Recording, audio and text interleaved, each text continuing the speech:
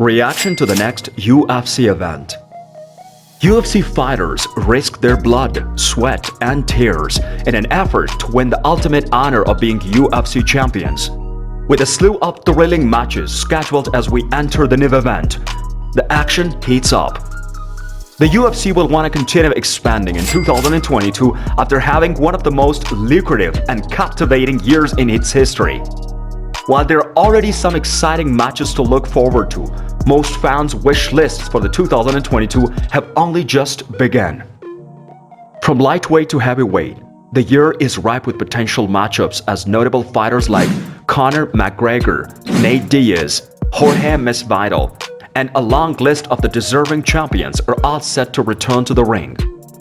Now, we're gonna discuss the coming battles of the UFC event. Ex-interim champion Cyril Gaines will attempt to re-enter the heavyweight title race against rapidly rising power puncher Two OWASA in the long-awaited UFC debut in Paris. Additionally, when the clashes with rough and tumble Marvin Vittori, former middleweight champion Robert Whittaker will attempt to maintain his position in the race for the 185-pound crown. In preparation for his main event matchup with Two OWASA at UFC Paris on September 3, Cyril Gaines is training camp and already has a game plan in mind. The heavyweight showdown between top three contenders, Gaines and Two OWASA, features two boxers vying for a title opportunity. Two heavyweights competing in this clash have different fighting styles. Two OWASA is a ferocious and strong boxer who frequently eschews caution in order to achieve a knockout. Gaines, on the other hand, is a technical fighter who takes his time to make sure he avoids errors and gets caught in the most competitive class. In a conversation with MMA Junkie, Gaines described the contest and what he must do to prevail. His words are, "He's really dangerous every time at the middle distance. It's really hard to fight with him at middle distance, so I already have good footwork. I can keep my distance, so already what I'm gonna do." Moving to the next fight of the Robert Whittaker vs Marvin Vittori. Whittaker recently suffered a title defeat to middleweight champion Israel Adesanya at the UFC 271, losing to the last stylebender twice. Before then, the former champion defeated Kelvin Gastelum, Jared Cannonier, the reigning champion's main rival, and Darren Till 3 times in a row. Adesanya just defeated Vittori for a second time, as Vittori lost their title match at UFC 263 in June by majority decision, but in October at the UFC Fight Night 196, the Italian fighter was able to bounce back with a 5-round decision victory over Paulo Costa. Roman Kopylov is not favorite in the batting against Alessio Di Chirico. In his previous fight, Di Chirico was defeated by Abdulrazak Alhassan in just 17 seconds. In his most recent fight, Kopylov, who is 0-for-2 in the UFC octagon, lost by decision to Albert Duraev. According to top UFC battling sites, Di Chirico is a slight 150 favorite with Kopylov coming back at 130 plus odds.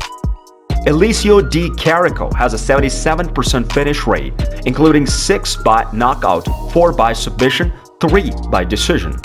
Alessio Di Chirico is looking to get back to winning ways after a loss at the hands of the Abdulrazak Alhassan at UFC Fight Night. On September 3rd, Haqparast and Magdasai are scheduled to square off at UFC Paris. After losing his final UFC fight to Bobby Green, Haqparast underwent hand surgery. Against seasoned John Magdassi, a healthy Nasrat Haqparast has opened as a large betting favorite. The German mixed martial artist is a 200 favorite over the Canadian, who opened at 170 plus odds, according to the top UFC betting services. Taylor Lapalus is a 30-year-old male fighter from France with 18 pro wins and 3 losses. Taylor Lapalus has 56% finish rate, including 4 by knockout, 6 by submission, and 8 by decision. Taylor Lapalus is currently riding a 5-fight win streak. On the other hand, Khalid Taha is a 29-year-old male fighter from the Lebanon with 13 pro wins and 4 losses. Khalid Taha has a 85% finish rate, including 8 by knockout, 3 by submission, 2 by decision. Khalid Taha is currently on a 2-fight losing skid, but the French bantamweight will not be able to face the German Khalid Taha. Tuesday, August 23, formalized his package for UFC Fight Night Paris.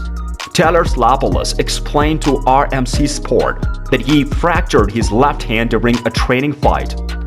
The 30-year-old android has won 3 of her last 4 competitions. On April 23, when she most recently competed, she achieved the first standing arm triangle choke in UFC history.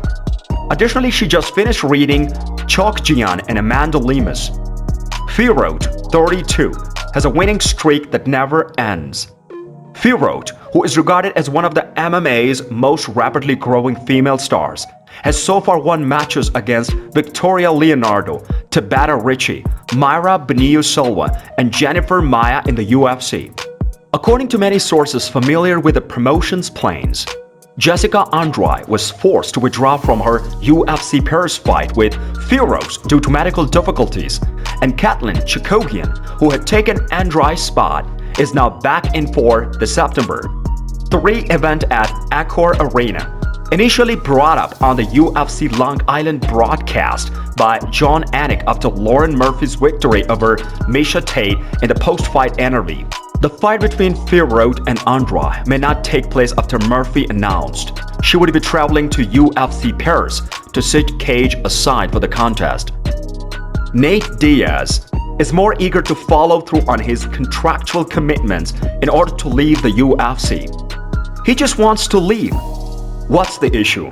Why is Diaz unable to finish his last battle and move on with his life? On a brand new episode of Heck of a Morning, MMA Fighting's Mike Heck responds to Diaz's interview with Ariel Helmani on the MMA Hour and offers his opinion on the entire situation, which sparked numerous inquiries about fighter pay, how the athletes are treated, and other concerns UFC supporters have about the treatment of the competitors entering the octagon. Additionally, listeners ask about Michelle Waterson's chances against Amanda Lemus in the co-main event at UFC Long Island this Saturday. Kamaru Usman's desire to move up to the light heavyweight, whether Charles Oliveira versus Islam Makhachev will be the next lightweight little match. Dana White and the viral $250,000 gift, and what that says about the promotion's views and how they want their product covered from the media perspective and more. By spring, the MMA scene will probably be drastically different. The pace of this sport is quick, but these are the battles that we're hoping to witness while the year is still young and the months to come are still full of hope. So, it's all from my side. What are your plans for these next fights? Which one are you supporting most and why?